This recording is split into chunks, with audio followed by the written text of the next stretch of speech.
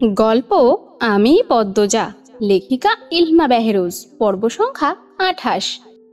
অন্দরমহলের সদর দরজায় গ্রামের মেয়েদের ভিড়। তারা সবাই নতুন বউ দেখতে এসেছে। আমিরের কোলে পদ্মজাকে দেখে মিটিমিটি হাসছে, ফিসফিসিয়ে একজন আরেকজনকে কিছু বলছে। পরিণা ধমক দিয়ে কোলাহল থামিয়ে দেন। আমির দরজার সামনে উপস্থিত হতেই আনিশা বলল, এইবার বউকে নামান ছোট ভাই। বড় আম্মার পা ছুঁয়ে সালাম করে এরপর ঘরে ঢুকুন। আনিশা আমিরের চাচাতো ভাইয়ের বউ, জাফরের স্ত্রী। দেশের বাইরে থাকে, ঢাকার প্রফেসরের মেয়ে আনিশা। বিয়ের পরপরই স্বামী নিয়ে দূর দূরান্তে পাড়ি জমায়। ২ সপ্তাহ আগে ছুটি কাটাতে শ্বশুরবাড়ি আসে। আনিশার কথা মতো আমির পদ্মজাকে কোল থেকে নামিয়ে দিল। এরপর দুজন নত হয়ে ফরিনাকে সালাম করলো। ফরিনা হেসে ছেলে এবং ছেলের বউকে চুমু খান। আবেগে আপ্লুত হয়ে বলেন, সুখী হও বাবা, বউয়ের খেদমতে ভালা থাক জীবনভর। আমার কইলাম বছরের মধ্যে নাতি চাই। লাবণ্য ঝাঁঝে ফোড়ন কাটল। পদ্ম আমার লগে শহরে যাইবে আম্মা, আমরা একলগে কলেজে পড়বাম, নাতি টাতি পরে পাইবা। ফরিনা ক্ষুধার্ত বাঘিনীর মতো তেড়ে এসে লাবণ্যর গালে চড় বসিয়ে দেন। উঁচু কণ্ঠে বললেন, আমার কথার পিছে কথা কওনের সাহস দেখাইবি না। আকস্মিক ঘটনা সবাই হকচকিয়ে যান।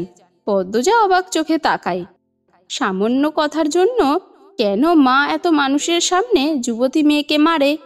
লাবণ্য লজ্জায় অপমানে কাঁদতে থাকে। চোখ টলমল জল নিয়ে স্থান ত্যাগ করে। একরকম পালিয়েই গেল। ফরিনার চোখ মুখে কাঠিন্যতা ফুটে আছে।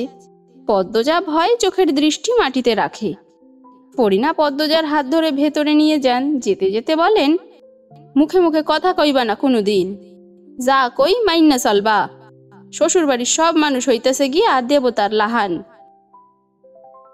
তাগরে সেবা করলেই জান্নাত পাওন যাইব, নইলে কোনোদিন জান্নাতে পাও দিতা পারবা না। শুনছি তো তুমি হইছ গিয়া অনেক বাধ্য সেরি, কাম কাজেও দেখাইবা, মনে রাখবা আমার কথাগুলান। পদ্মজা মাথা নাড়ায়। মুসলমানদের দেবতার সাথে তুলনা করাটা পদ্মজার ভালো লাগেনি।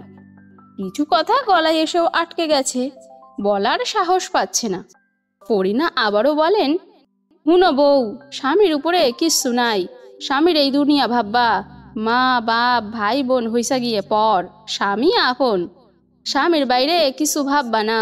স্বামী যা কয় তাই মানবা। স্বামীর পা ধুইয়া দিবা নিজার হাতে। স্বামী বইতে কইলে বইবা, উঠতে কইলে উইবা, হইতে কইলে হইবা। স্বামী যখন কাছে ডাকবো না করবা না, আল্লাহ বেজার হইব, ফেরেশতারা অভিশাপ দিব। দুনিয়ায় স্বামীর আদরের থাইকা মধুর আর কিছু নাই, মনে রাখবা। পদ্মজা অপ্রতিভ হয়ে উঠেছে। লজ্জায় আড়ষ্টতায় সারা শরীর তীব্র গরমে ঘামছে। আনিশা ফরিনাকে ফিসফিসিয়ে বলল, বড় আম্মা, মানুষ আছে তো অনেক, পরেও বলতে পারতেন। আনিশার কথা পুরোপুরি উপেক্ষা করলেন ফরিনা। তিনি পদ্মজাকে একটা চেয়ারে বসিয়ে দিলেন। আবার বলতে শুরু করলেন, খালি স্বামী লইয়াও পইরা থাহন যাইব না। তোমার শ্বশুর শাশুড়ি জীবিত আছে, তাগরও সেবা করবা, যখন যা করতে কই করবা, না পারলে কইবা শিখাইয়া দিমু। প্রতিদিন ভোরে উঠবা, নামাজ পইরা রান্নাঘরে যাইবা, তখন বাকি সব হইলা রন্ধনে মন দিবা। আমির কপালের চামড়া কুচকে মায়ের কথা শুনছিল। এবার সে ধৈর্য হারা হয়ে বলল, রান্না বান্না করার জন্য অনেক মানুষ আছে আম্মা, পদ্মজা রাঁধতে হবে না। আর আমার এত সেবাও লাগবে না, বড্ড ক্লান্ত লাগছে। ভিড় কমাও আর নিয়ম নীতি শেষ করো, এরপর আমার বউ আমার ঘরে ছেড়ে দাও। আমিরের কথা শেষ হতেই হাসির রোল পড়ে যায়। পদ্মজা ঠোঁট টিপে হাসল। ফরিনা কিছু কঠিন কথা বলতে প্রস্তুত হন। আনিশা আমিরকে রসিকতার স্বরে বলল, আজ তো একসাথে থাকা যাবে না, আরও একদিন ধৈর্য ধরেন। আমির প্রবল বিস্ময় নিয়ে জিজ্ঞাসা করেন, কেন? বিয়ে তো হয়ে গেছে। কেউ আমিরের জবাব দিল না, উল্টো সবাই হাসতে থাকলো। আজ কাল রাত্রি রে হতচ্ছাড়া, বলল শাহানা, জাফরের বড় বোন। আমিরের বিয়ে উপলক্ষে বাপের বাড়ি এসেছে, সাথে নিয়ে এসেছে পুরো শ্বশুর বাড়ি। আমির শাহানাকে প্রশ্ন করল, কাল রাত্রি তো হিন্দুদের নিয়ম, আমি মানি না। আমার বউ আমার ঘরে দিয়ে আসা হোক। সবসময় তেরামি করিস কেন? আমরাও তো নিয়ম মেনেছি। বলল জাফর, কণ্ঠে তার গাম্ভীর্যতা। তাতেও লাভ হলো না, আমির কিছুতেই এই নিয়ম মানবে না। পরিনা, শাহানা, শিরিন, আনিশা, আমিনা সহ অনেকেই আমিরকে মানানোর চেষ্টা করলো। কারো কথা আমিরের কর্ণগোচর হলো না। তার মধ্যে রিদওয়ান আমিরের সাথে তাল দিল, বলল, কাল রাত্রি টাত্রি বাদ, এসব নিয়ম মেনে লাভটা কি হবে? যার বউ তাকে বউ দিয়ে দাও। তুই চুপ থাক, আগুনে ঘি ঢালবি না, বলল আমিনা। রিদওয়ান চুপসে গেল। থামল না শুধু আমির, পরিনাও জেদ ধরে বসে আছেন। তিনি আমির পদ্মজাকে আজ কিছুতেই একসাথে থাকতে দিবেন না। যেমন মা তেমন ছেলে। মজিদ হাওলাদার অনেকক্ষণ যাবৎ এসব দেখছেন। চেঁচামেচি আর নেওয়া যাচ্ছে না। তিনি উপর থেকে নেমে আসেন। অন্দরমহল 3 তলার, 3য় তলায় কেউ থাকে না, শুধু একটা ছাদ আছে। ঘর বাড়ানো হয়নি, অসমাপ্ত ইটের পুরনো বাড়ি। চিন্তা ভাবনা চলছে 3য় তলাটা থাকার জন্য উপযুক্ত করার। মজিদকে দেখে সবাই থেমে গেল। তিনি পদ্মজার পাশে চেয়ার নিয়ে বসেন। পদ্মজা একটু নড়ে চড়ে বসে। মজিদ পদ্মজাকে জিজ্ঞাসা করলেন, তুমি কি চাও মা? আজ শাশুড়ির সাথে থাকবে নাকি আমার পাগল ছেলের সাথে থাকবে? ভেবে বলো, তুমি যা বলবে তাই হবে। পদ্মজা উসখুস করতে করতে বলল, জি, আমার সাথে থাকবো। পরিনার ঠোঁটে বিশ্বজয়ের হাসি ফুটে ওঠে। তিনি আমিরের দিকে তাকিয়ে ব্যঙ্গ করে হাসেন।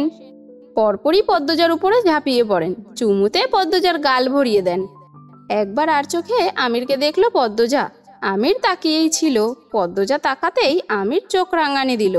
সঙ্গে সঙ্গে পদ্মজা দৃষ্টি ফিরিয়ে নিল। বিয়ের বাকি সব নিয়ম শুরু হয়। উপর থেকে নেমে আসেন নূরজাহান। তিনি এই বাড়ির প্রধান কর্ত্রী, মজিদ হাওলাদারের জন্মদাত্রী। কই রে আমার নাতবুটা কই?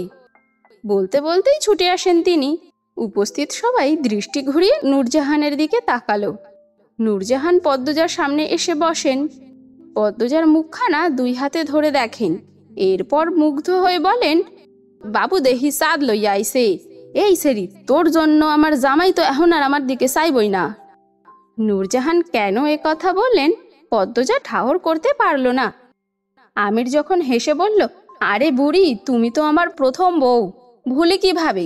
তখন পদ্মজা নূরজাহানের কথার মানে বুঝল।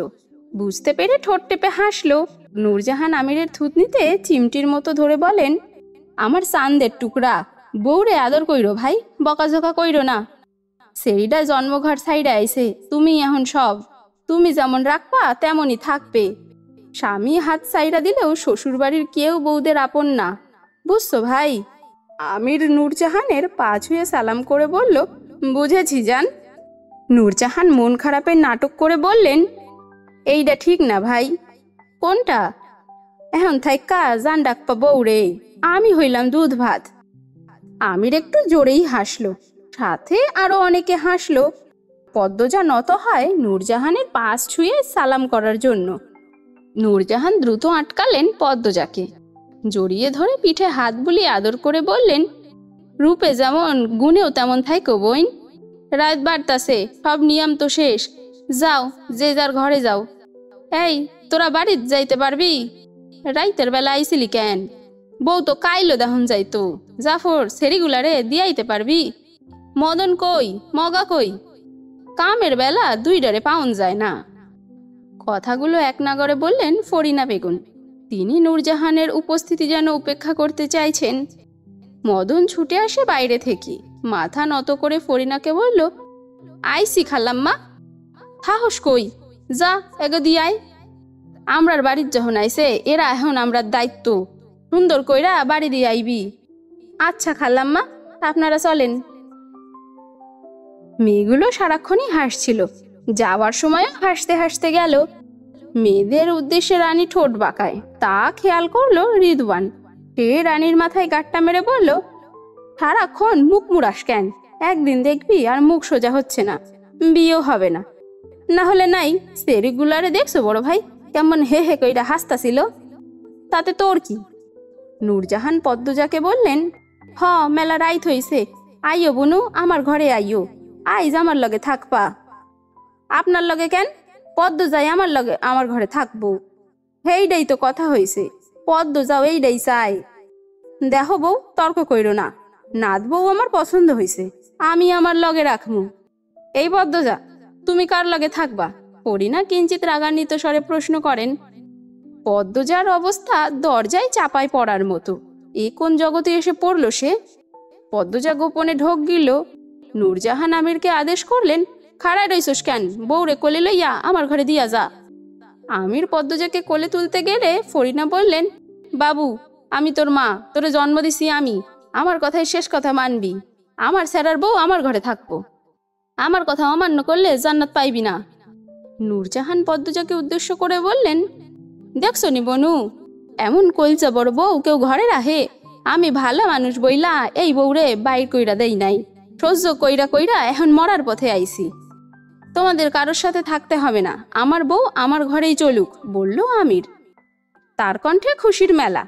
সুযোগ বুঝে নিজের জিনিস নিজে বুঝে নিতে চাইছে। পরিণা তীক্ষ্ণ দৃষ্টি নিয়ে আমিরের দিকে তাকান। নূরজাহানকে বললেন, আপনার ঘরেই লইয়া যান। পরিণার কথা শুনে আমিরের মুখটা ফাটা বেলুনের মতো চুপসে গেল। নূরজাহান হাসলেন, এই হাসি বিজয়ের হাসি। ভাই, বউরে কোলে লাও, লইয়া আও আমার ঘরে। নূরজাহান বললেন, আমি হেঁটে যেতে পারবো, একটু হাঁটা দরকার, মিনমিনিয়ে বলল পদ্মজা। আচ্ছা, তাইলে হাঁটো, ধরো আমার হাত ধরো। নূরজাহান হাত বাড়িয়ে দেন। পদ্মজা নূরজাহানের হাত শক্ত করে ধরে মৃদু করে হাসল। নূরজাহান এবং পদ্মজার সাথে আমিরও আসে। সে দাদির ঘর অবধি যাবে, পদ্মজাকে তার মোটেও ছাড়তে ইচ্ছে করছে না। নূরজাহানের ঘরে যাওয়ার পথে পদ্মজা কান্নার সুর শুনতে পায়। কে যেন কাঁদছে, কি করুন সেই কান্নার স্বর। এদিক ওদিক দৃষ্টি মেলে তাকালো পদ্মজা। আর একটু এগোতেই খুব কাছে জোরে একটা আওয়াজ হয়।